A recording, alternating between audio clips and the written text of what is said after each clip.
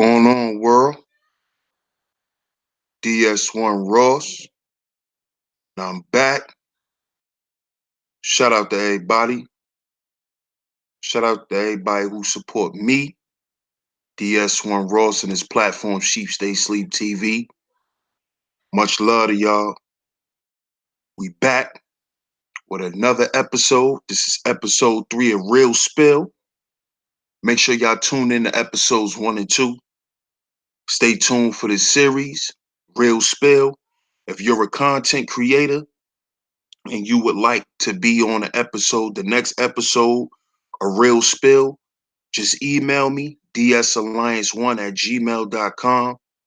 That's dsalliance1@gmail.com. Um, Also, if you're a avid supporter, Sheep Stay Sleep TV, and you have a business or anything that you're trying to promote, you can also hit me up and be on an episode of Real Spill. So I appreciate everybody who support this platform. I appreciate everybody who's been supporting this series. Much love. And tonight, y'all, episode 3, I got my brother, Deep in Thought. It's my man right here. You know, I met this good brother. He just been supporting my content. And in the beginning, I didn't know, that he was a content creator. But I checked the brother out. He got some great content. And tonight he will be on the episode 3 of Real Spill. Make sure y'all go check out his content. Right now, go and subscribe to Deep in Thought. Go and check out his content. So I got my brother here with me. What's going on, bro? Man, not much, man. Cooling, man. Just happy to be here. No doubt, no doubt. I appreciate you, bro. First, we're gonna start out with just a simple introduction. Let the people know who you are, how long you've been on YouTube, and what was your purpose for even coming on YouTube? Well, I've been on YouTube for about 2 years, going on 2 years now. Actually, you know what? It's been 2 years, but I didn't really start making content until I really got around to it, man, and just trying to figure out some things, man. And I really came on this platform just because, I got a lot to say, not to just, I'm saying, the young folks, but, I'm saying, cats our age or older, I'm saying, because some people, depending on where you live, man, some people just don't know, I'm saying? And it kind of, baffles me that, people don't have certain information, man, I'm saying? And information that I would like to get out there, man, because to me, man, in life, whether you being rich or poor or I'm saying, however you moving through life, man, a lot of times, man, it's the lack of information, man. And I'm here just to, put it out for folks. Got you, got you, got you. Um, so what made you name yourself Deep in Thought? Because I like how you played on those words. So explain the significance of your name, bro. Well, every time I, get in the days or whatever the case is, man, a lot of times I'm just, I'm in a deep thought. You know what I'm saying? I've had people say, man, why it look like you in a deep thought? You know what I'm saying? Even, my family members, my wife, you know what I'm saying? Like, yo, it looked like you just in a deep thought. Like, where you go? So, I was trying to figure out a name, man. You know what I'm saying? I had a name. I had first of it, cause I'm a big movie critic, movie buff, and I've been watching movies all my life. And my first name, before I even put any content out, it was Big Brother Almighty. You know what I'm saying? Almighty. You know what I'm saying? From the movie, what is that? School Days. And I love that name because it's just so funny. You know what I'm saying? But then I end up switching it to Deep in Thought. You know what I'm saying? Because I was always been in a deep thought. That's about it. You there? Okay, yeah, I'm here, bro. Yeah, I got you. I got you. That's dope, man. Cause when I first, saw you coming around and supporting the content and shit, I'm like, oh, that's a dope name. Cause I like that too. I'm kind of like that too. I stay in deep thought. Um, and I'm a person that I try to speak from that mindset. You know, I never was. You know, if anybody that knows me, it's a couple of people who support my platform that knows me personally, and they know like I never was like the simple type of guy. Like I don't think I'm a simple kind of guy. You know, it's more to me. You know, and I get that from your content, bro. Like you you're a regular dude, but you don't think like the ordinary dude. You know, a lot of people think that that's similar, and it's not. So I appreciate that, bro. I appreciate that comes out in your content because a lot of people don't live up to their names here on YouTube. You know, they come up with these fancy names and shit, you know, just for some type of some social media validation or, you know, some shit like that. It's not, they didn't get that name based on who they are, Oh, you okay. know, and that's ill. And I respect that. So my next question is what is your thoughts on a black manosphere? In what aspect? Like in what avenue? Because it's a whole bunch of avenues in Black Manosphere. You know what I'm As saying? far as just as far as just a general consensus, not more, not really get on that content, but just the aspect of having a a black manosphere. How do you feel about, you know, brothers actually going out their way to set out some space for us, you know? Well, I really love it, man. Just for the Black Manosphere in general, just having that, having that whole name. I love it just to show that we got our space, we got our place. You know what I'm saying, in YouTube or whatever. Uh, to me, it's an enlightenment thing. You know what I'm saying? You're able to enlighten people, men, women. You know what I'm saying? Young men, young women.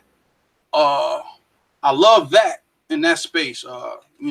Shedding light on information that people don't have. You know what I'm saying? Or this kind of space help people connect the dots. Like, they're not feeling crazy because they think or perceive things a certain way. You dig what I'm saying? And I like that, what I'm saying? It's not just for me, it's not just for you, it's for everybody. You know what I'm saying? And that's what I like about the manosphere, the black manosphere. You know what I'm saying? Yeah, And I agree. I agree with that. That's, you know, that's my consensus on it too. You know, I just respect the fact that, you know, there was black men who took the time out to think about other black men. You mhm. know, like, yo, this is something that we need. And I respect it just on that consensus alone. You know, I don't agree with everybody. I don't agree with everybody's philosophies, but at the end of the day, it's not about that. You know, it's about showing some form of solidarity between black men, you know? And I think it's a good thing because, you know, besides the little kinks, which is natural, for the most part, the brothers who are part of it, man, they bring very good information, you know, and it could help my sons. You know, I got two sons. So I would love for them to listen to brothers like that. Brothers that's teaching them outside of me. You know, because when you have children, sometimes your parents just look at you as, oh, he's just the boss, you know, and you know, but when you got that outside validation from other men, you know, when your son can hear the sentiments of their father from other men, it sometimes it makes them say, well, damn, dad was right, you know, because the guys he connected to, they on the same type of shit. So he not just telling me this because he my dad. He's actually telling me something that means something, you know. And then these brothers got books, which makes it even better. You know what I'm saying? So, you know, that's why I respect it. You know what I'm saying? And I wanted to know, did you come from that side of YouTube, like, cause I haven't saw you, where I usually be at. So I like, did you come from that manosphere side of the side of Black YouTube? I want to say, man, that's real spill what you just said. Uh, and I guess I can say that I haven't really been. I mean, well, I've dabbled in certain panels or just seeing and watching and stepping back, and I could say that, but my reasons are my own.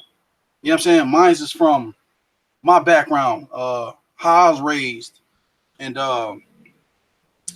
in this space, if I'm not getting too far off the topic, is that having this space is good and well. But I'm a huge believer in iron sharpens iron, and when you around men or like-minded folk, you're gonna build and grow from that. You know what I'm saying? If you just sit back, close your mouth, observe, and just just really listen and soak up all the game in the room.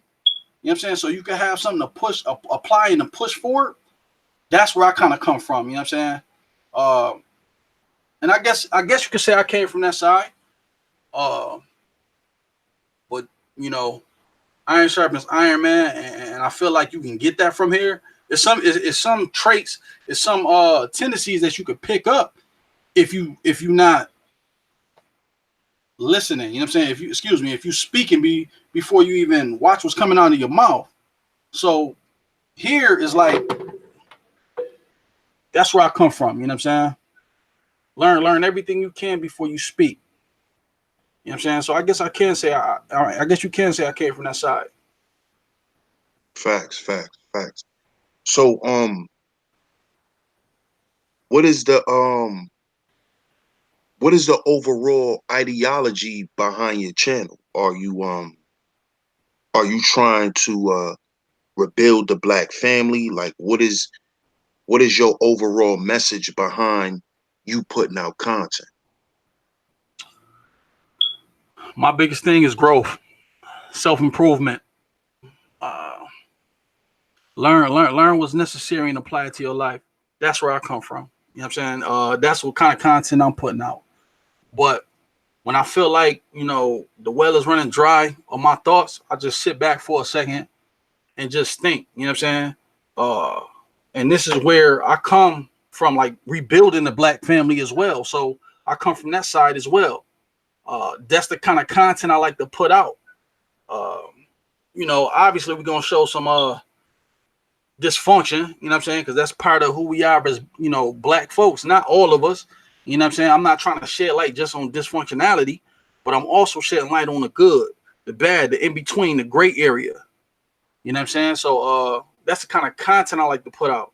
Uh, you know, show some of the pitfalls, you know what I'm saying? Show the growing pains, what we need to improve. How do we get there? How do we start applying ourselves to certain things? If that answers your question. Oh, definitely, definitely. And I get that. I get that. That is all about self-improvement. And I totally agree, bro. That's really something that we need to focus on. But I really think that the men should really focus on self-improving at the end of the day, because at the end of the day, everyone depends on us. Oh, Regardless, regardless to the to the to the to who has the most money in the house, regardless to any of that shit that a lot of women like to complain about with men, regardless to that, we are still the ones who run the household. Because at the end of the day, if you can't reach that box of rice, you gonna call me. If you can't open the pickle jar, you gonna call me. So it don't matter who bought the damn rice or who bought the pickles. You wouldn't be able to eat it if I wasn't around. You know what I'm saying? oh, So definitely. I definitely agree with that whole self-improvement thing for us brothers, man. That's very, very important. I, Um, I definitely want to add on to that, man, because I've had to look at some things in my life and how I tell, you know what I'm saying, other men. Some of the men that I, you know what I'm saying, the men that I hang around know this.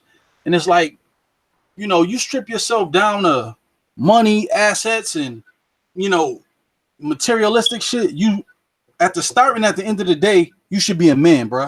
You know what I'm saying? You should be a man at your highest peak. And shouldn't money and other things shouldn't define you as a man. You know what I'm saying? So nobody can take that from you. Because if you act accordingly, can't nobody oppose you. You dig what I'm saying? Like, you can't be opposed. You a man. You know what I'm saying? You're gonna be looked at, like you said, to do certain things. Protect, provide, you know what I'm saying? The whole nine.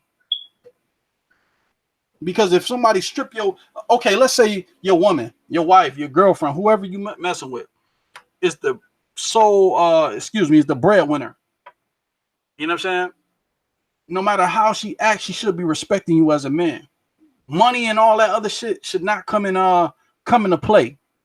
Everybody should know their place. Everybody should be in their lane.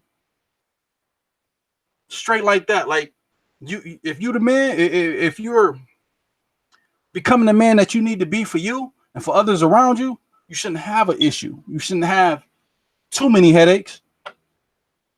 You know what I'm saying? And that's all I really wanted to add on to that. Because you had a good statement with that. that's real. That's real. Shout out to the Grinch, man. Good looking on that donation, bro. Much respect, bro. Appreciate it. But yeah, man, I agree with that, man. I totally agree. So my next question, bro, being that you're a deep thinker, what type of music do you listen to? Do you listen to this? Do you listen to the new shit, or are you are you listen to most of the retro classic type hip hop that's heavy on lyrics and concepts? I gotta respectfully say both. And the reason why, I mean, I'm still into what I listen to, man. You know, 80s, 90s. That's where I come from. You know what I'm saying? And what I've been put on to by my pops. But I listen to the new wave of music, and not heavy like that, man, because I can't deal with too much.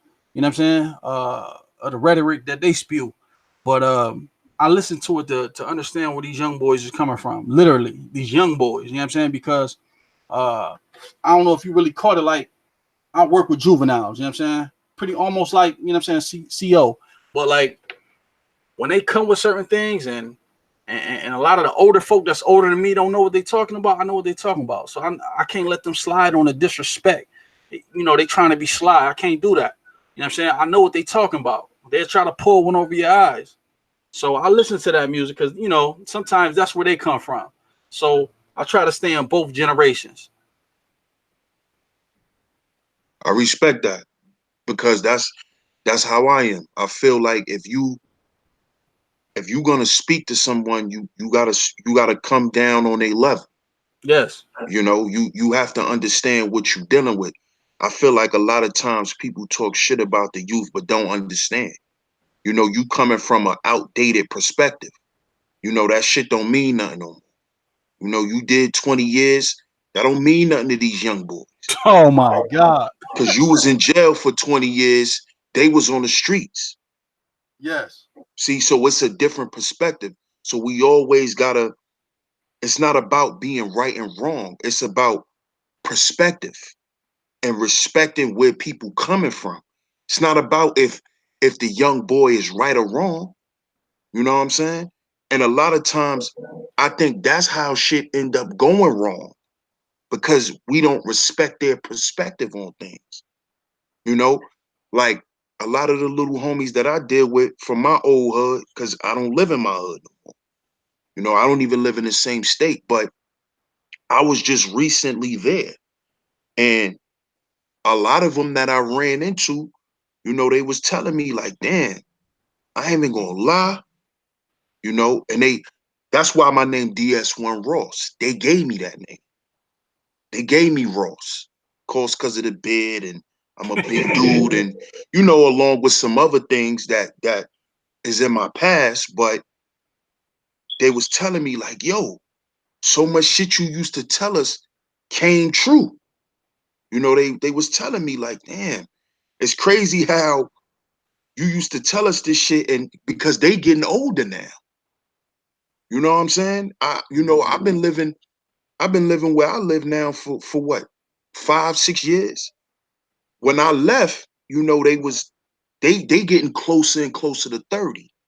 So they starting to see a lot more shit they used to ignore, and it's just ironic to me, man. And it makes me smile at the end of the day because I know that them dudes, they gonna be all right. They gonna be all right because they they took heed to what I told them, but the way I did it, I came down to their level. Like if I wanted to get them some real spill, you know what I do? I talk about the fuck shit with them first.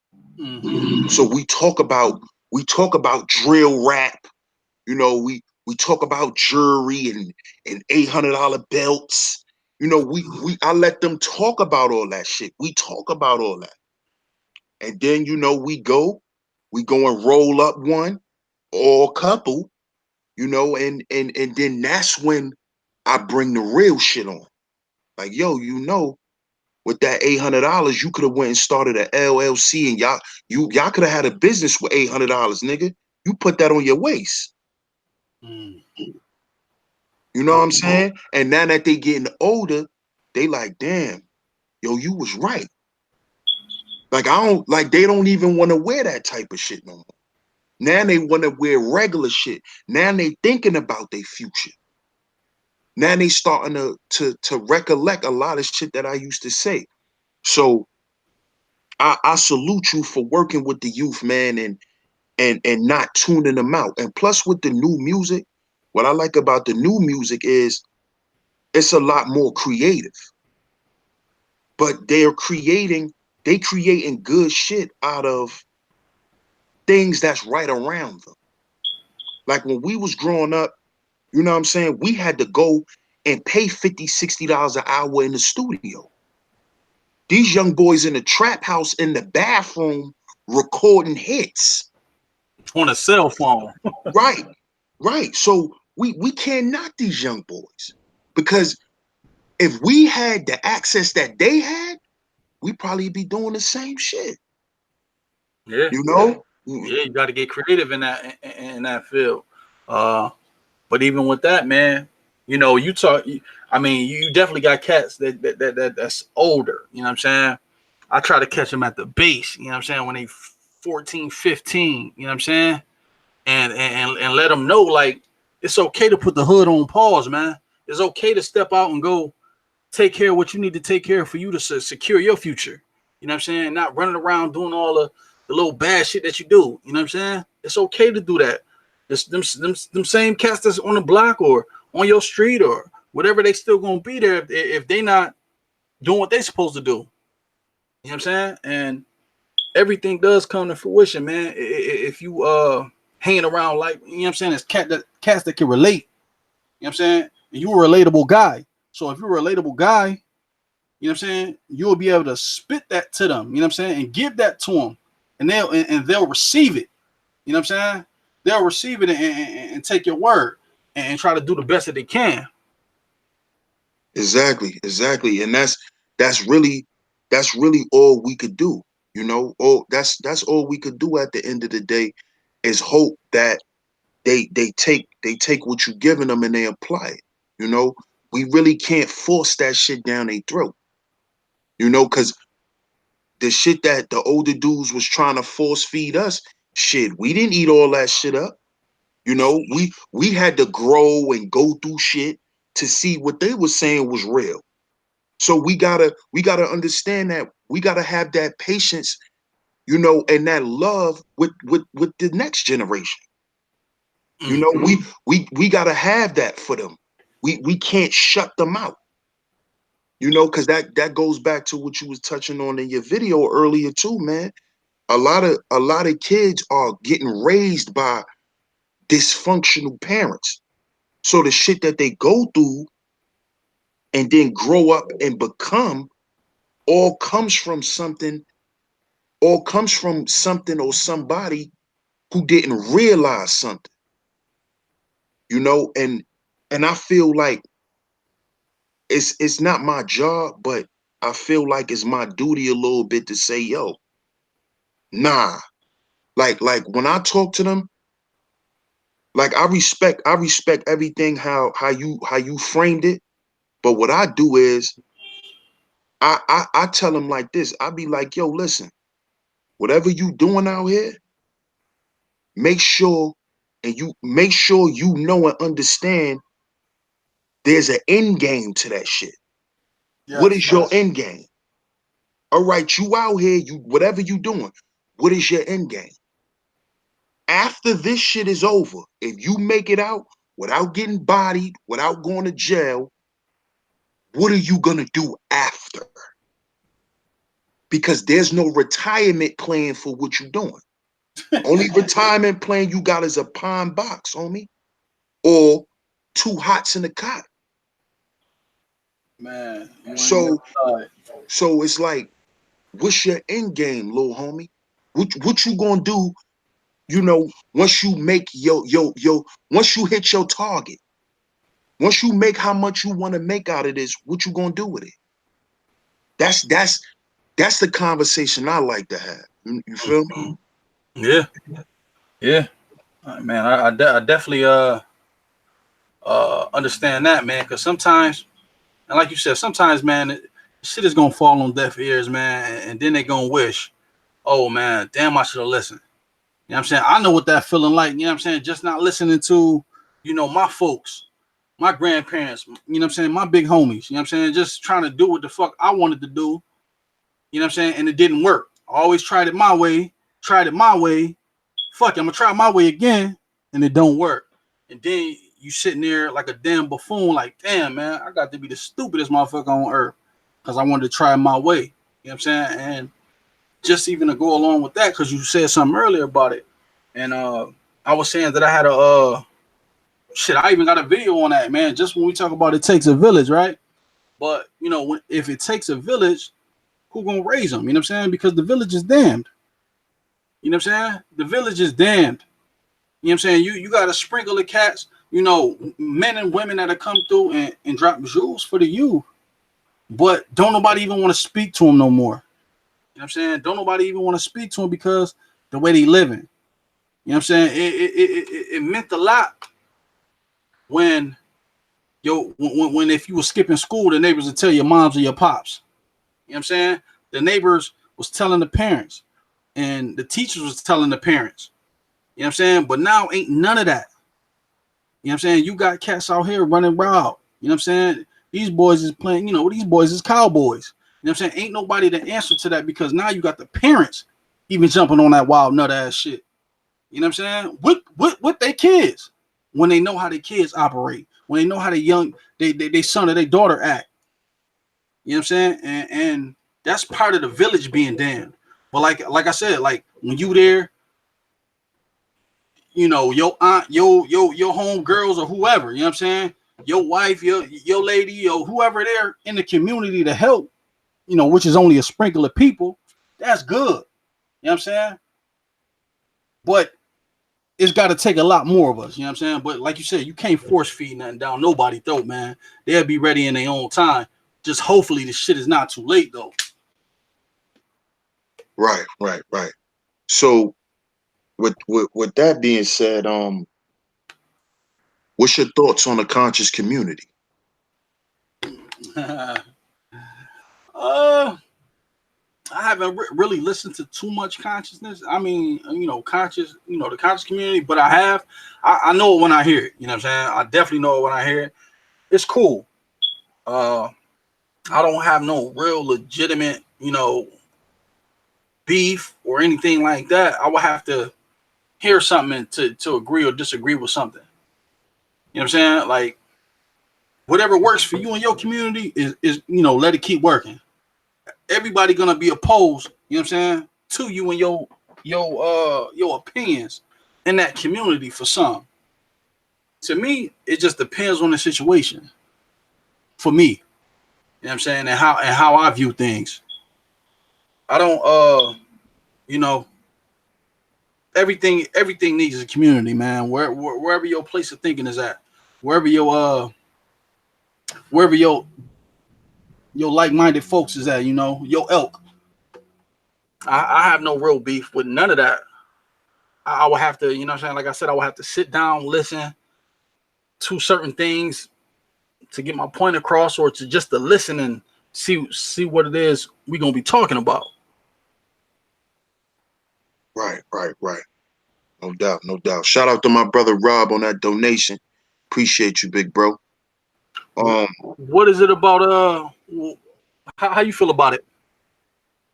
well, being that I'm from, I'm from NY, and I pretty much delved with the conscious community to a certain extent, because if you in a city, the conscious community is like a staple.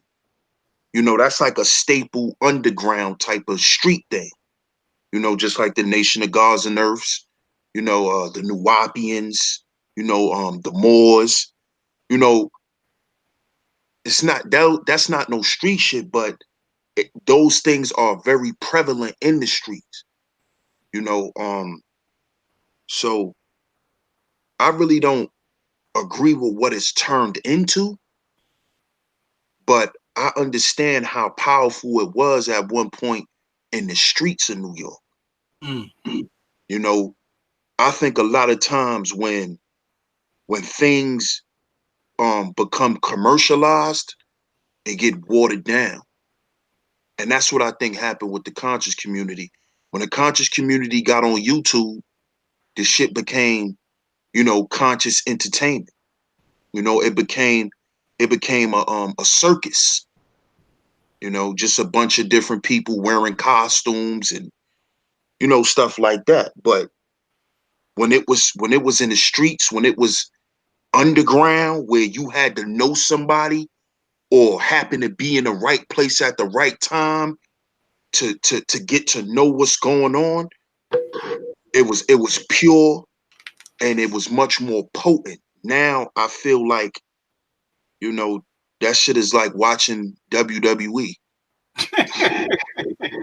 You feel me? Because the information is like, it's almost like, and the real heavy hitters are gone. It's no real heavy hitters no more. Like everything is just, it's watered down. Hulk Hogan them retired. All the real legends, they're gone. The ones who really was laying it down. And like I said, now it's just, some watered down bullshit from my perspective. Mm. And this is what happens. I think this is what happens. This actually proves that there is no community. And I've done a stream about it, saying that there is no black community. I actually, went into the specifics of it, where I broke down what a community is, what a community entails. And there's no black community, just like there's no conscious community. There's no community between black folks. The only time we commune is at a funeral, a birthday party, a baby shower. And the way we do that shit is by getting high, drinking liquor. It's no real structure. Where's the structure at? Where's the institutions at? Where are these things? They don't exist because there's no black community. We're scattered. And this is what it's gonna be, you know? So that's my thing on that, man. I mean, even just sitting here listening to that, listening to what you were saying, man, that shit is sad, dog. Like, we commune at all these places, man, and it's like, where do we go from here? You know what I'm saying? We don't, like you said, we don't see we don't see family members. We don't see certain people unless somebody died. You know what I'm saying? At a barbecue or something. You know what I'm saying? It's just, that shit is just That shit is sad, man. I don't even have no words for that. You know what I'm saying? Like everybody is out for themselves. You know what I'm saying? All for one for all kind of living how we all do in certain situations, man. Like we only concentrating on chasing money. You know what I'm saying? Some of us. Or doing whatever we gotta do. I think that's true, man. You know, I feel like a lot of us is chasing money for all the wrong reasons. You know, what the problem I see is, man, we haven't defined our purpose. What is your purpose for wanting to get all this money? For what? So you could just run around and tell other niggas, I ain't broke. Nigga, you eat out the corner store. I eat at the Cheesecake Factory. I ain't broke. Like, what like that's what I get from us, man. Like, you want to get all this money to do what with it? To do what? Just to have it, man. You want to be well insulated with bread and not even share or build or spread whatever it is you can with what you got. Yeah, You because what they ain't gonna spread, money. You ain't nigga, you ain't got no will. When you die, you leave your mama and your whoever to pay for your funeral. You know what I'm saying? Not saying that you living wrong, but you ain't investing your money. You're not doing nothing that's gonna, put more money, and insulate your kids. Because everybody got kids. You ain't doing that. You just having money just to have it. I don't care what age you at, man. A lot of people got the same mindset, man. Let me just get to my bag and let me worry about what the fuck I gotta do for me. Damn everybody else. You know what I'm saying? Everybody can't be helped anyway. That's the mindset. You know what I'm saying? Money is not gonna help everybody. Money is not gonna save you. You dig? It's shit that's a now. fact. That's What a are you fact. doing? Like you said, what are you doing with your money? What do you need all this money for? Ask yourself that. You know what I'm saying? For real. Ask yourself. For real. Because I didn't had amounts of money, you know, and man, I didn't felt, I'm not gonna lie, man. The most money I've ever had, and I was walking around with it. I'm not gonna lie, bro. I was scared. And not scared nobody's gonna take it, but I was scared to walk in stores and pull out all this money.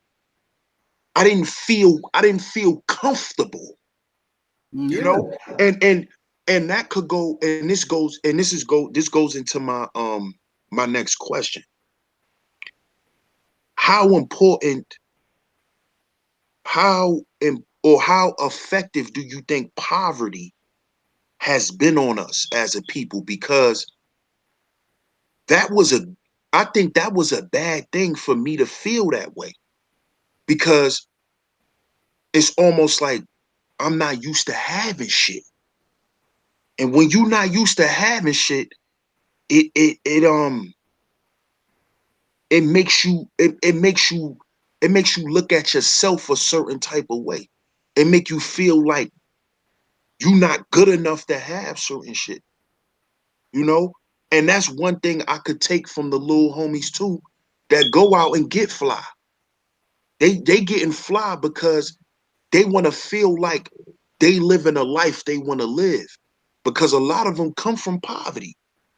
So it's like, when you get money, you gonna buy shit you like because those things make you feel good. Those things make you feel secure.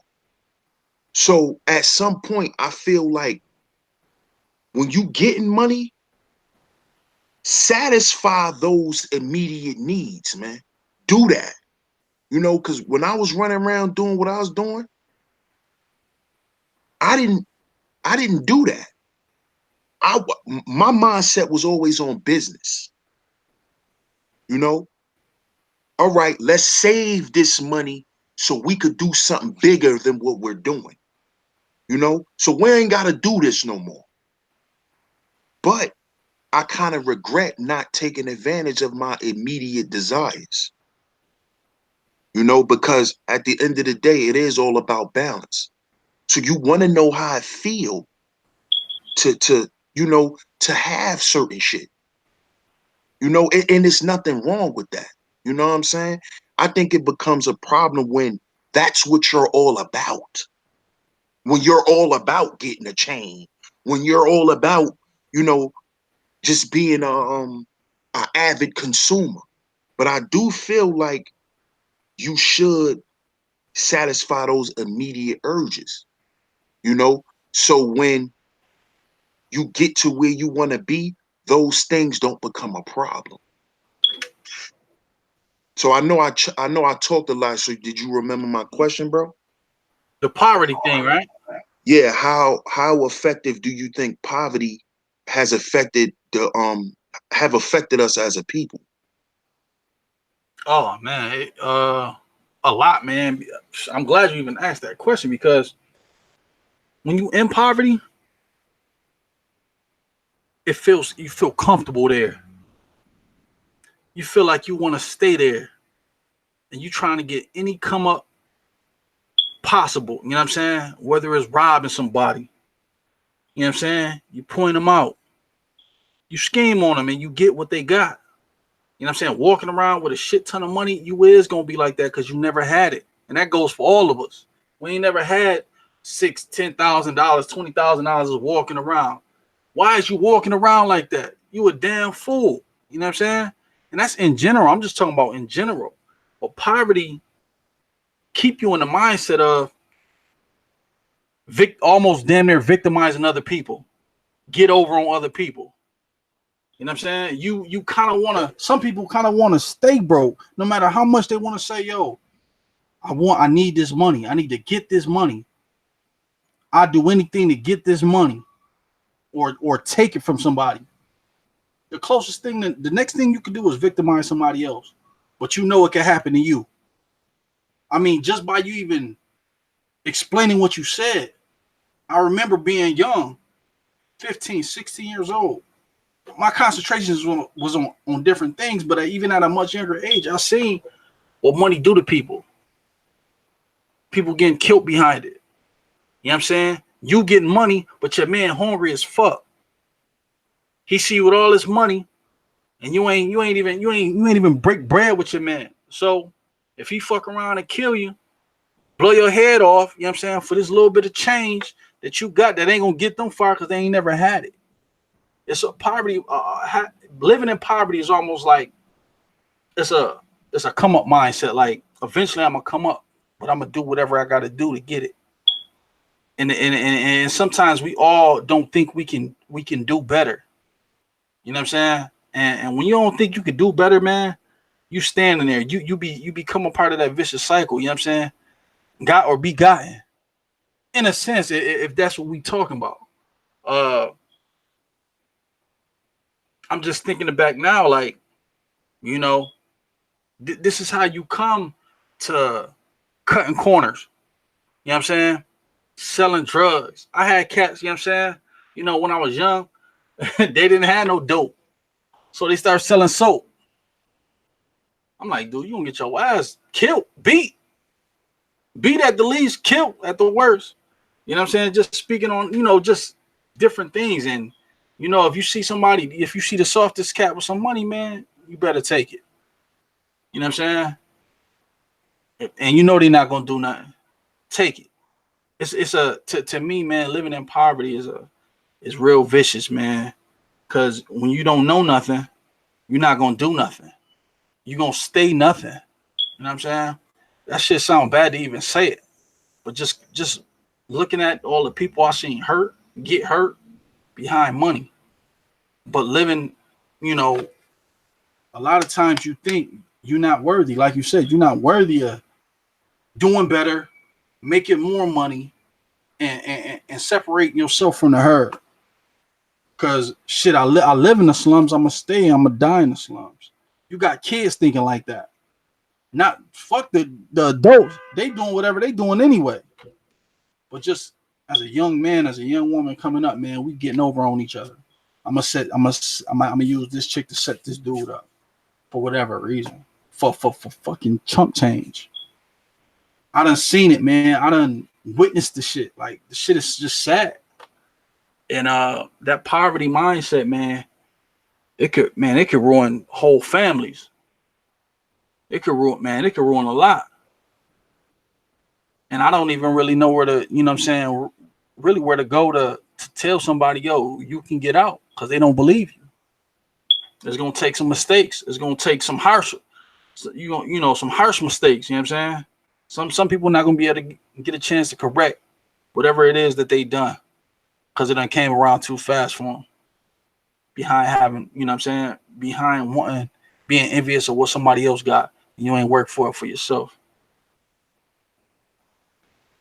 Real shit, man. Real shit. Poverty, man. Poverty, poverty to make you feel like you could never have fun. Facts. Like that's what really made me move out my neighborhood, because my neighborhood got a black cloud around it, bro. And I know a lot of people may say that about their neighborhoods, but my block specifically in Brooklyn, it's a well-known block. Everybody know about it. If you somebody from Brooklyn, you know. And man, that shit, no lie, even still to this day, man, when I see police cars and I'm in the car, I look out the rear view mirror. Just because I'm so used to that. Poverty will make you feel like I said, you can't even have fun naturally. Poverty will have you never wanting to smile. Nothing's funny, you know? And cause in the hood, we laugh at shit we shouldn't laugh at. Exactly. You know, a nigga just got gun butted and stripped. We laughing at the nigga. He just got gun butted and stripped. He running down the block now, scared for his life. We laughing at that shit. That's funny, you know. Laughing at niggas because they ain't got no pops. Nigga, your pops smoking crack. We laughing. Hell yeah. We laughing. But now I'm older. That shit showed me like, damn, man. Look at how we tried to cope with poverty. You know, like I spoke to one of my big homies, man, my big bros, man. He told me, he said, yo, I went to Disney World. He went to Disney. He took his family to Disney World, bro. And he told me, he said, yo, that's the first time I ever been somewhere and just had fun. Didn't have to worry about nothing else. Just had fun. And that shit touched me, man, because he a good dude. Like, this is my man. I know his heart. I know his spirit. He a good nigga. But for him to be at the age he's at and to say that shit shows you the effects of growing up in poverty. You know what I'm saying? To where you have to adapt. You have to adapt a certain lifestyle in order for you to survive, in order for you to have a peace of mind when you lay down at night. You know? So it's rare you can actually sit back and relax and have fun. Cause ain't no having fun in the hood. Fun. Somebody might die. We have too much fun. Hence why all the cookouts get shot up. Ain't no having no fun. It- there's no having no fun in poverty, man. It's only you trying to find your best way to get out of that shit. And it's hard to really get out of it because we gotta break that mindset. And I'm not even gonna lie. I've took the remnants of that mindset with me to a new environment.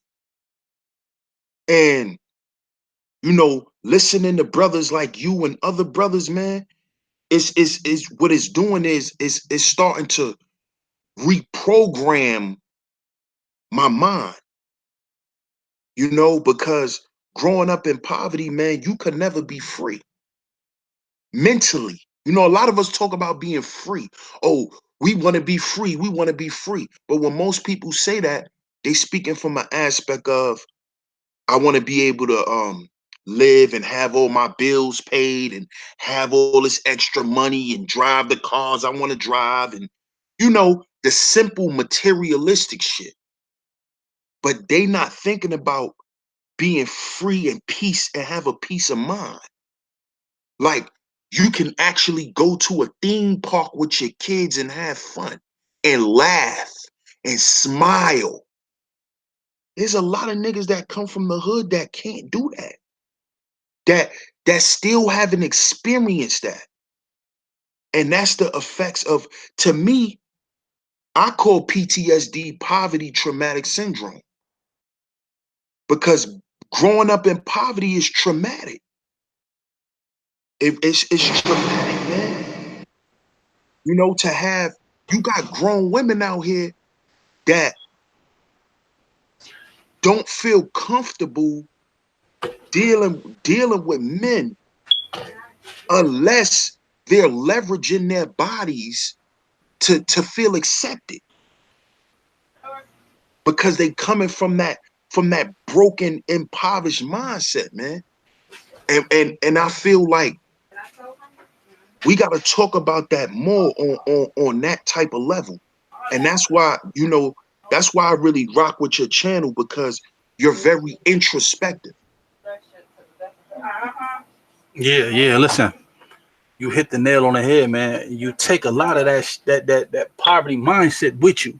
You can't never get it out of you. You know what I'm saying? A lot of us can't leave or feel like we can't leave because we got siblings, we got brothers and sisters. You know what I'm saying?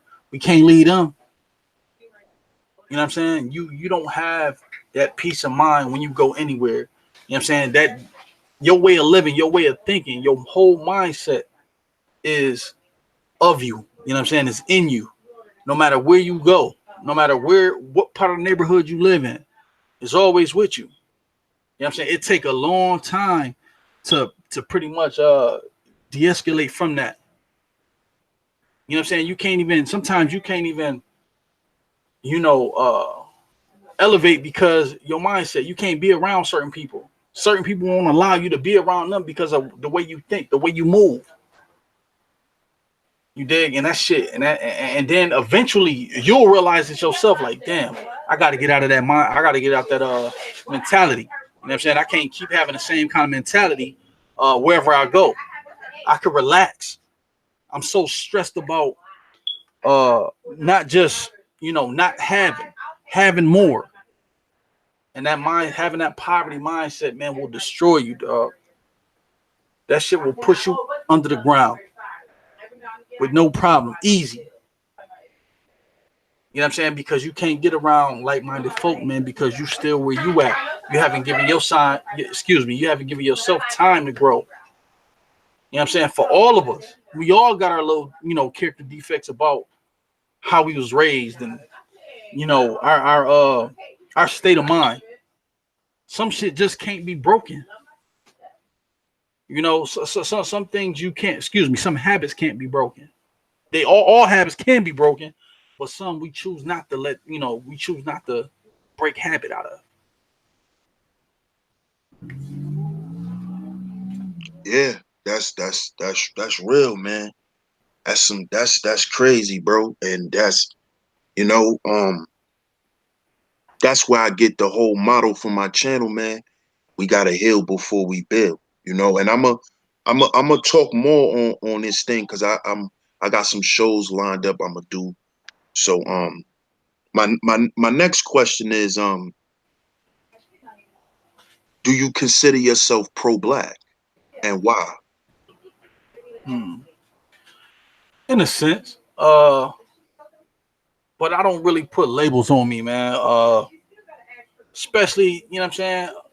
For me, I don't put too much in a label. I just try to pretty much stay true to who I am. In any environment, any situation, and any conversation. Uh, if that makes sense. Being pro-black is very it's pretty much almost like a privilege, man. You know what I'm saying? It's almost like a privilege. It's good to be that. I just don't put labels on myself. You know what I'm saying? Uh, and that's and being pro-black it's cool, man. You know what I'm saying? You know, you gotta really believe in what it is you do, what it is you willing to uphold, maybe even die for, in a sense. If that kind of, you know what I'm saying, answer your question. Uh, Certain things, man, I love about it.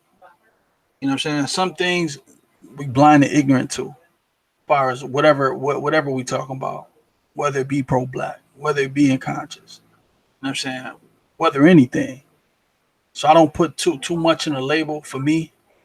Uh, I do like the pro-black kind of thing, uh, but it's almost similar to the conscious community as well. But I believe in, believing in your own, being part of your own. I do believe in that. Uh, that's really it. As far as that go, that's a new question for me. You know what I'm saying? Okay, okay, cool. Cool. That I'm glad you said that you don't put labels on yourself. You know, you subscribe to some of the things, but you don't, basically what you're saying is you ain't putting yourself in a box. And that makes sense just based on your name. So second part to that question is, um, if you have sons, what if they brought home a white woman and said, Dad, I'm in love with this woman and this is my girl. You know, how would you feel about if, you know, your child, maybe son or daughter, brought home a person of another race, being that you're pro-black? For me, that's not a real big issue. And I'm gonna tell you why. My parents always, you know what I'm saying? Yeah, marry your own, be with your own, because they know your plight. You know what I'm saying? They come from where you come from. For me, it's not an issue. Love who you want to love. Be with who you want to be with. More or less, myself and other men really don't got that kind of great. If you bring that home, cool. Do they love you? Do they respect you? Is they willing to, submit to you, son? You know what I'm saying? Is this person conducive for you in the way you want to live? You know what I'm saying? I have no gripe with that. You know what I'm saying? Because you're not gonna be celebrated everywhere. Go where you celebrate it. Cool. If you bring home whatever race of woman, you know what I'm saying? As long as they're a woman, you know what I'm saying? It's not a big deal to me. That's not a big deal to me. It never has been. It's been even, instilled in me, man. Love who you want to love, man. That's not a big deal. You know what I'm saying? I, Go where you celebrate it. I agree with that. I agree with that. And I definitely subscribe to the same thing, man. I don't believe in, because I asked you that because, in the past, when I've done shows and stuff like that, I've had a lot of pro blacks say that allowing your child to date other than black, makes you something else. And my thing is exactly what you were saying. It's with me, it's all about doing what's best for you. And I'm the type of dad that I'm a disciplinarian as far as, you know, letting my children know the deal, but I'm not a what would you say? I'm not a tyrant.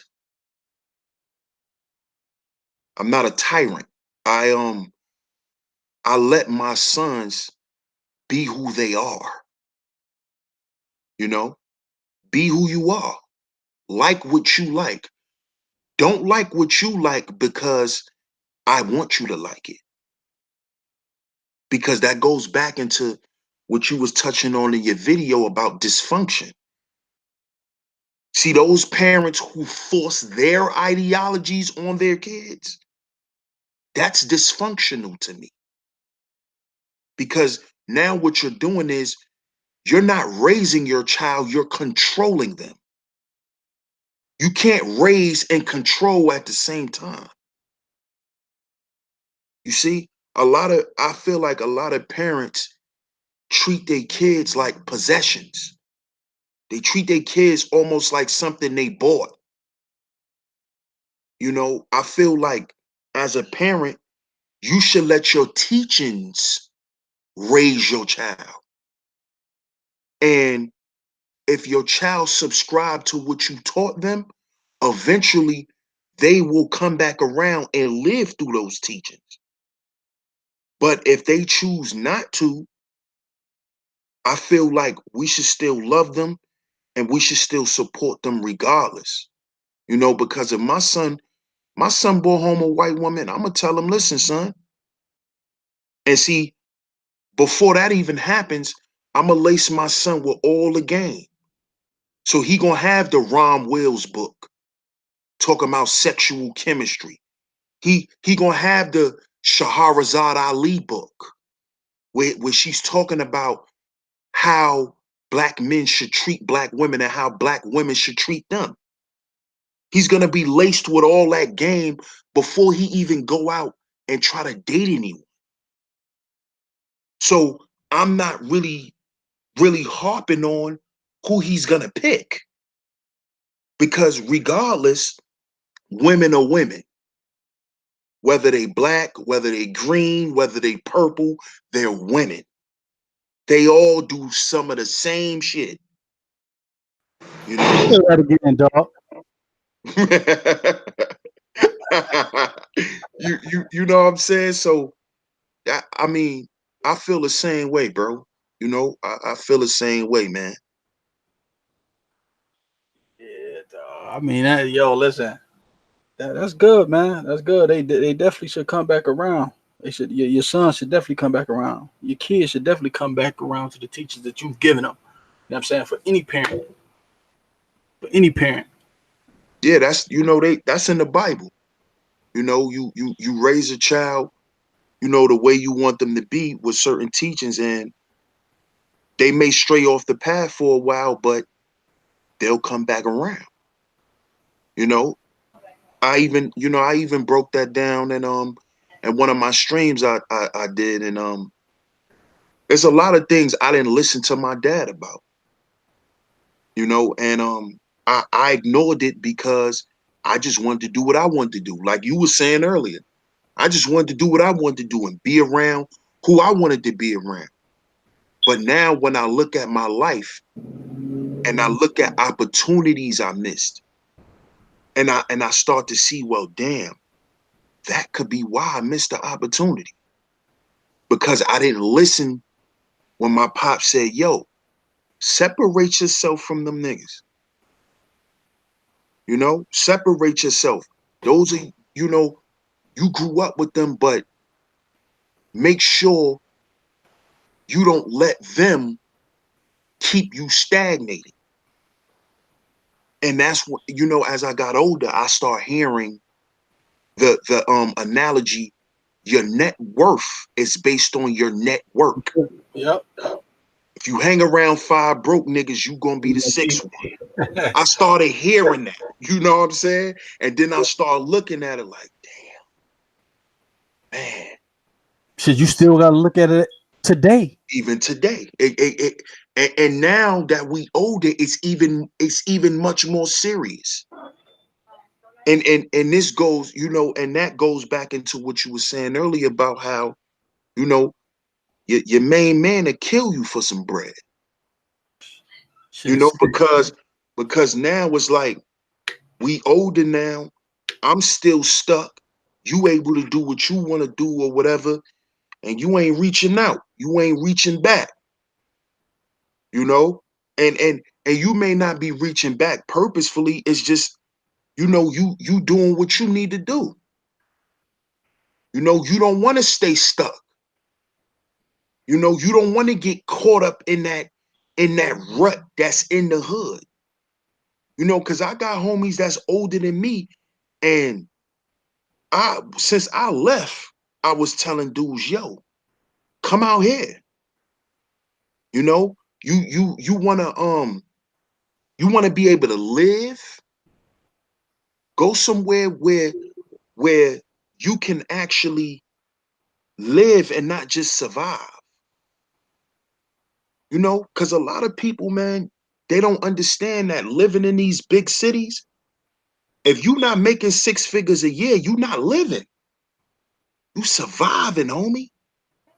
You Yeah. you you're not living if you're not making 100 grand a year. Don't tell me you living, because you don't make 100 grand a year. You surviving, bro. Come out here where you can have a chance to live. Why go spend $250,000 on a brownstone in Brooklyn when you could take that 250,000, come out here and live in a mansion? You could take that money, come out here, spend about $150 on your crib, keep 100,000 and start a couple of businesses. You know, but that goes back to that poverty mindset too. You know, where people, you know, when you entrenched in poverty, man, a lot of niggas can't see past their nose. Exactly. You feel me? So, you know, my last question, bro. Because I don't want to keep you too long. You know, I know it's the weekend and shit.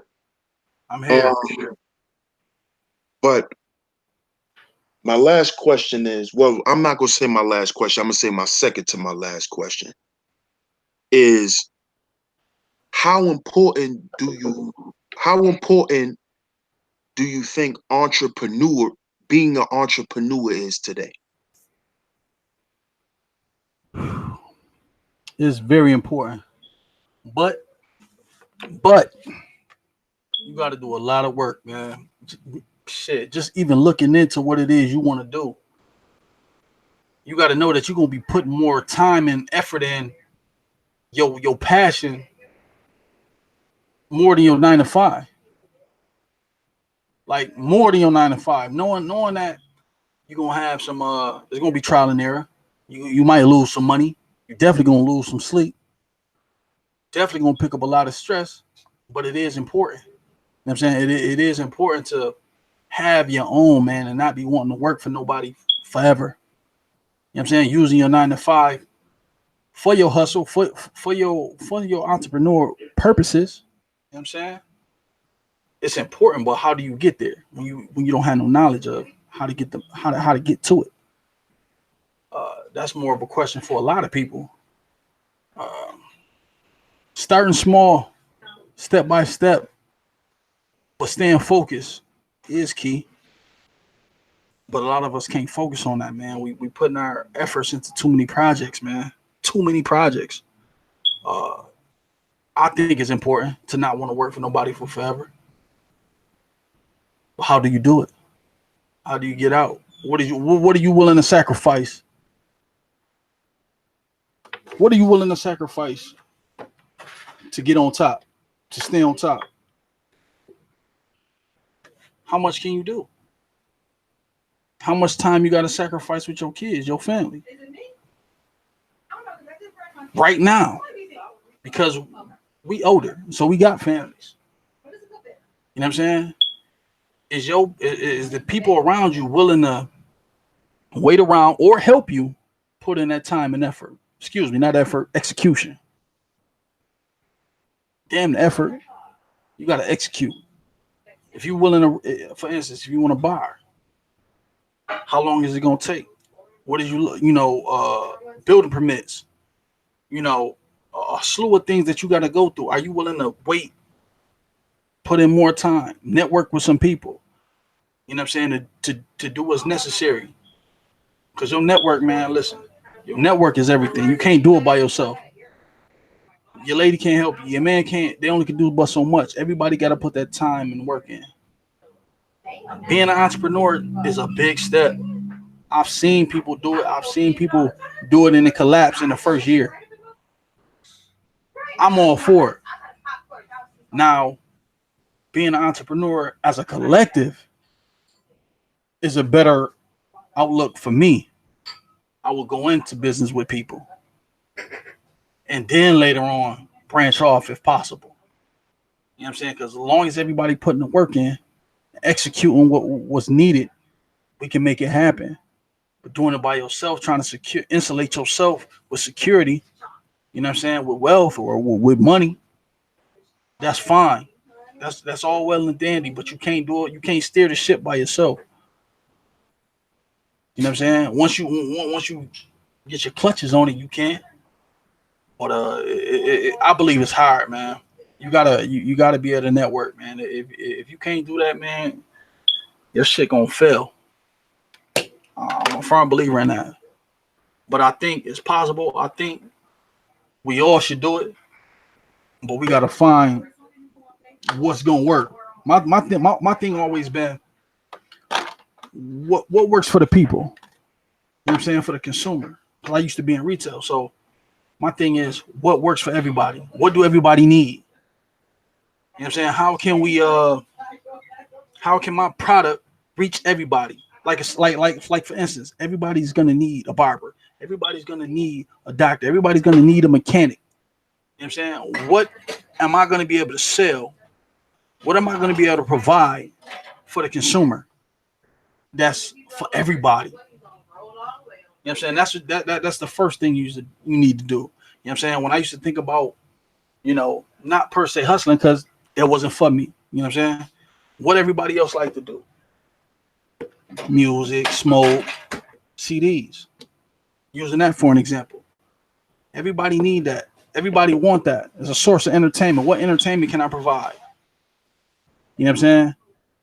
Even if I was a party promoter for strippers, like I know everybody need that kind of entertainment. What am I willing to do to get that out there? Think about what the people need. If you're becoming an entrepreneur or you want to be an entrepreneur, you know what I'm saying? Is your spending is you gonna have somebody managing the money? Because if your spending habits are poor, you can't float a fucking bag in water. So that's my piece on that's my piece on entrepreneurship. I'm with it, but you gotta have a team of cats around you, man. A circle of cats, man. That's with it. You can't have no squares in your circle, dog, because it ain't gonna connect, man. If you ain't got motherfuckers that's willing to put in the work, put in, you know what I'm saying, put in the execution, man, the shit not gonna happen. You know what I'm saying? A lot of us want to secure and be well insulated with money, but it's gonna take a lot of work to get there. Patience, time, effort. You know what I'm saying? A lot of us at this age or older ain't willing to do that no more. But I am, for me, I'm with it. If I had a proposal or a proposition placed in front of me and I know I was willing and able to do it, having people around me to do it. That's my take on that. I agree with that, bro. I totally agree. I feel the same way, and I'm more geared toward that, man, because you know, I think that's where society is headed. When you look at the big emergence of technology and automation, we have to get on that wave. You know, thinking that your job is secure is bullshit at this point. Because Yeah. man, everything is becoming technologically based. And with everything being on the internet shows that being an entrepreneur is going to be the future of business. And we also just got to remember too, see, I don't think a lot of people understand this, bro. America, uh, the United States of America, let me correct myself. The United States of America is not a country. It's a corporation. It's a market, and it's a free market.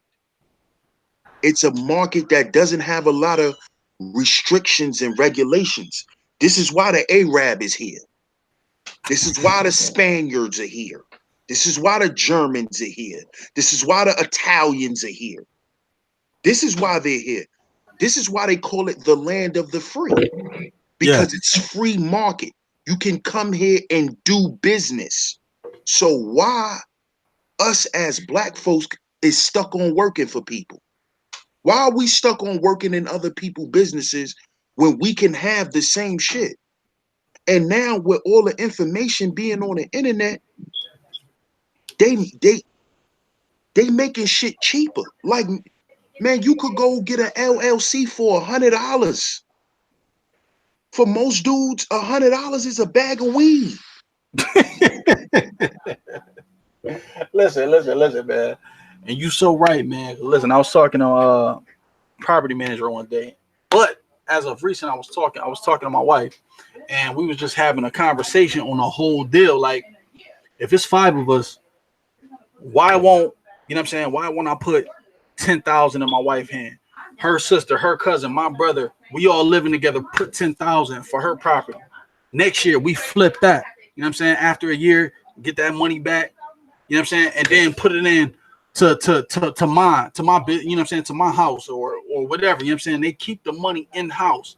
I've even heard, where was I at, man? I've even heard this repeated numerous of times, man. When you got a conglomerate of people, man, that's willing to sacrifice on somebody else, then into them, it worked. You know what I'm saying? That shit is very prominent. It works. But it's like, if y'all all in the same, if y'all all in the same boat, willing to, I'm just using houses as an example to flip. You know what I'm saying? It becomes ours, and we see a return on our investments. You know what I'm saying? Because we put that money into that person. You know, we put this money into that person. Put that money into me. Put that money into you. You dig what I'm saying? That's sweet, but we don't have that mindset, because if I got $10,000, nigga, let alone giving it to you, nigga, I'm spending it on me. Get the man. Listen, real shit. Like on some real shit. Thinking the way we think. Thinking the way black people think. Nigga, if I save $10,000, I'm not giving it to you, dog. Cause we not raised like that. We not even brought up like that. And the few prominent people that we do got in our family, whether being that they hustle or they hustle for, you know what I'm saying, what they got, not necessarily meaning drugs or whatever, but you know what I'm saying, they keeping that with them. They might give you the game, but they ain't giving you no money to go with that game. You know what I'm saying? They just saying, oh, well, this is how you get it. Go get it. But if I go, if I take that same, you know what I'm saying, if I take this person's, you know, opinions and thoughts of what I need to go do and I go do it, why would I give it to you? And that's the mindset we got. We're not even willing to risk even $10,000. You know what I'm saying? $5,000. We can't even fucking save that kind of money with a 9 to 5. With making 30, 40, 50, $60,000. If we save that money, it's for us. We gonna try to do something with it. We just ain't brought up like that. We by the time we get that kind of game, this motherfucker, we old as hell. We ain't thinking about putting no money in nobody else's hands. Not that kind of money. No matter if you think it's small or not. Shit, but you see the other groups of people around us living like that. They stayed down until they came up. Whole family come up. Whole family. They could be living in a 3-bedroom house with 6 people. We gonna fix this house. We gonna say we gonna go work, put all our money in a basket, and go buy another crib. Flip a duplex. Flip a you know what I'm saying, the joints with the 4 houses in it. You know what I'm saying? Got 4 apartment complex. You know what I'm saying? Putting our money into something that work. And then when you see these people come around and fix your crib, it's their own people. Shit, even if we got that far, we can't even trust a nigga to be on time to come fix what they need to be fixed. Something wrong with the plumbing. They got their family coming, their uncle, their nephew. If we get that far, nigga, we ain't got nobody to call. We got to fix the shit ourselves.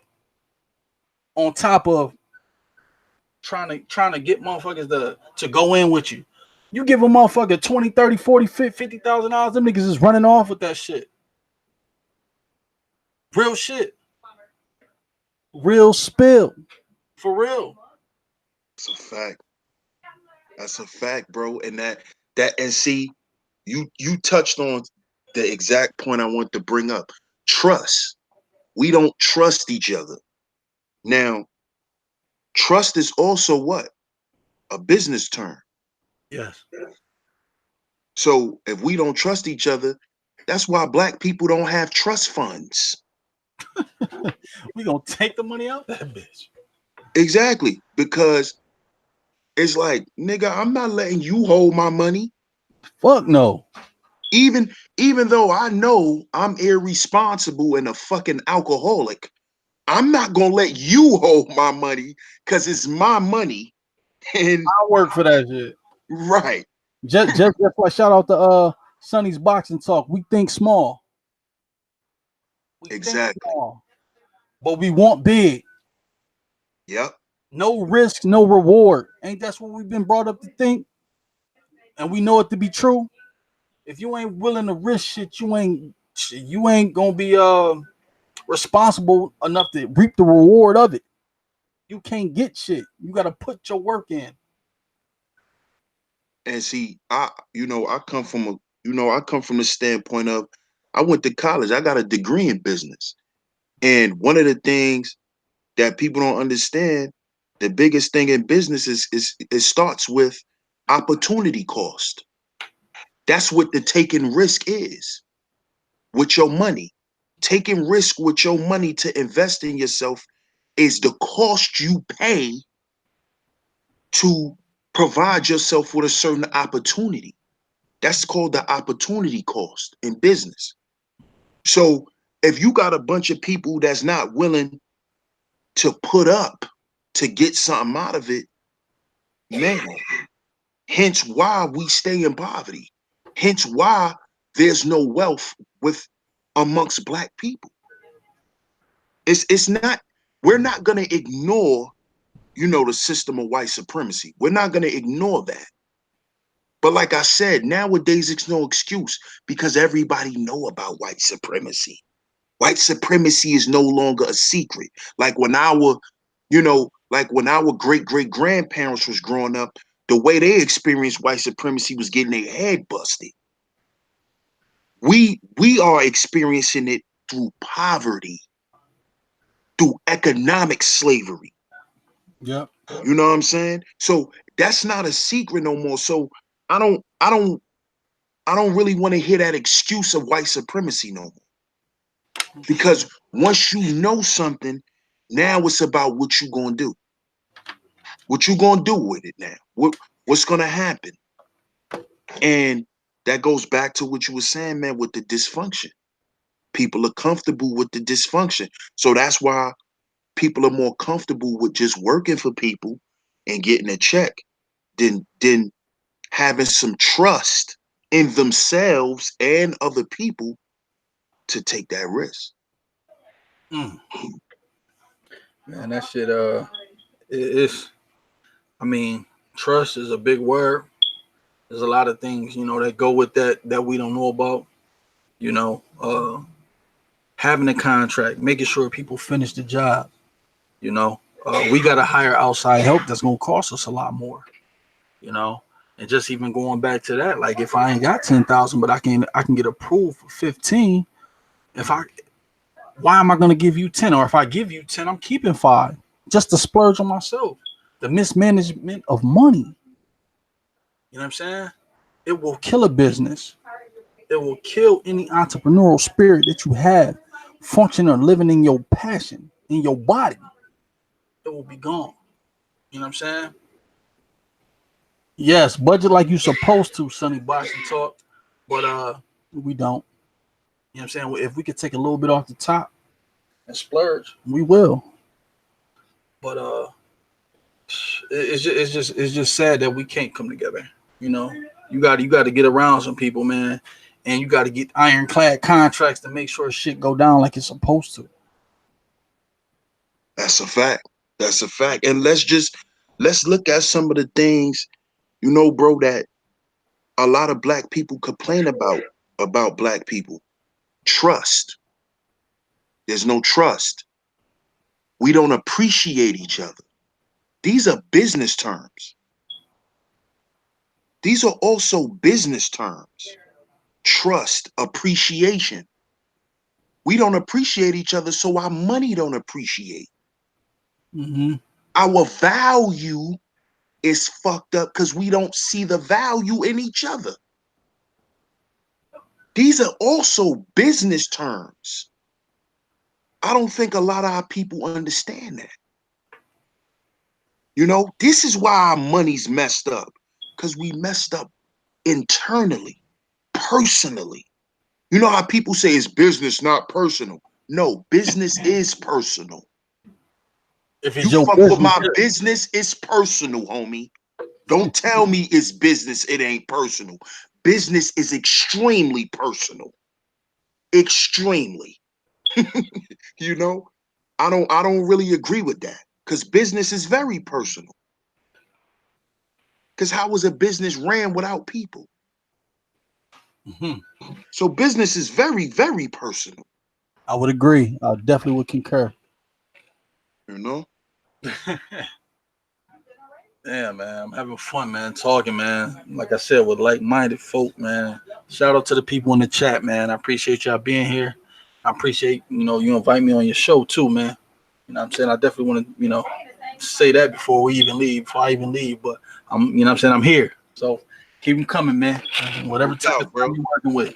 No doubt, man. And I definitely appreciate the conversation, bro. I like, the back and forth thing. Shout out to everybody in the chat too. I'm not looking at the chat. I shout out, at the end. But I wanted to say, and this is my last question, based on what we was just saying, um, how important, or I'm not gonna say how important, but well, I'm gonna say how important do you think financial literacy is or should be to black people at this point? Shit, we should be well versed in it, but we not. Uh, you know, just like when I just how I was talking about just having ironclad contracts with people. You know what I'm saying? We look over the fine print. Being like you said, financial literacy goes a long way when you know about it. When I'm just trying to get into business, like let's say if I want to get into business or construction or whatever the case with you, I don't know shit. I just got the money and I'm letting you run. You know what I'm saying? I'm letting you run the shit. I'm just putting money behind you, and I don't. You know what I'm saying? All I know is I want a return on it. It's very important because if you get me to sign something and I just sign the shit, I ain't got no lawyers looking at it, man. You could be fucking taking me to the fucking cleaners, saying, you owe me some amount of money because you missed this appointment or you missed this meeting or whatever. If that's what we're talking about, but it's important. We need to learn it. You before you even jump into business with anybody, you need to know that they know it, or it's gonna be a train wreck, or it's definitely gonna be a train wreck. Um, That's a fact. That's a fact. I actually, I feel like financial literacy should should be something that's taught in elementary school. You because know, I, they don't. Excuse me, I didn't mean to cut you off, but they don't teach how to manage money in school, man. They never taught me that. You can count it, how you manage it. that's a fact. That's a fact, man. And I feel like that's a problem because if if you don't teach, if you purposely say I'm not going to teach these group of people how to deal with money and finances and resources, then you're automatically subjugating them just off that alone because those things basically guard your everyday life. So being financially illiterate, you're gonna always be in an impoverished state. You know, that goes back to what we was just saying. We was just talking about poverty and that mindset. That mindset comes out of being financially illiterate. And I feel like a lot of us, I feel like a lot of brothers, a lot of us brothers learned some form of financial literacy being on the block. A lot of people, they try to, shun, being on the block. But I know a lot of dudes who couldn't count till they start getting money on the block. I know a lot of, I learned how to save my money, how to go without. I learned those things being on the block. I didn't learn those things in my crib. My mom and my dad didn't teach me that. I wasn't taught how to save money by my parents. I was taught by the streets to sacrifice your immediate desires. Yeah, you got money in your pocket, but you're not eating Chinese food tonight. Go get you a can of tuna fish and a loaf of bread, homie. You know? And then tomorrow, don't go buy no Jamaican food. Don't go buy no jerk chicken. You got a loaf of bread. You got a half a loaf left. Go get you some peanut butter and jelly. Make it last. Now just imagine if we Work with what you got. exactly. But see, that's sacrificing in order for you to build. Because those sacrifices take you to the next level. Now not only have you made your money to do what you need to do, but now you could go up a step further. Because when you look at the guys who constantly hustle backwards, it's because of their expenses. They buying liquor, they playing dice, Hmm. they buying jerk chicken every time they hungry. That's where they money going. That's where they money going. But my big homies told me, listen, we ain't eating out tonight. You know what I'm saying? Go go to the supermarket, take your ass in the house for 2 hours and go cook. Now you just bought a pack of chicken wings. It's 9 pieces of chicken in there. Cook 3 or 4 tonight. Let that pack of chicken last you 2 days. Now just imagine if we took that same mindset as a black household. Imagine how much money we'll have. Yes. Imagine that if we said we only gonna go out once a month. We gonna go to Dave and Buster's once a month, kids. All right, I understand the new movie is out, but we can't go when it first come out. We gotta wait 2 weeks. Imagine if we just start sacrificing on that level as a family. Then we'll be able to say, well, listen, we're gonna take this and put that there. And your sister and her husband and their family doing the same thing. Now everybody have the resource to put up. Cause a lot of time motherfuckers be cheap too, cause they ain't got it. Or they spend it all before they get their next. That's a fact. That's a Thinking fact. thinking that they got more coming. And then you ain't got shit coming. And the rent's due. Exactly. Exactly. And they know that. So man, bro, I appreciate you coming through tonight, man. This is a good one, man. This is a classic right here, bro. You know what I'm saying? Every shout out to everybody in the chat. I'm gonna get to the chat real quick. Make sure y'all go subscribe to my brother Deep in Thought right now. Everybody that's in the chat right now, go subscribe to my brother Deep in Thought. Just type something in the chat, bro, so they could click on to your channel and subscribe, man. Everybody go subscribe to my brother right now. Check out his content. This is episode 3 of Real Spill. Like I said, if you would like to come on, just email me. You either have to be a constant supporter, Sheep Stay Sleep TV, or a content creator to be part of the Real Spill series. You know, you either have to create content or you have to be a supporter. And if you fit those two things or either one, make sure hit me up, dsalliance1@gmail.com. That's dsalliance1@gmail.com. Email me. We'll chop it up.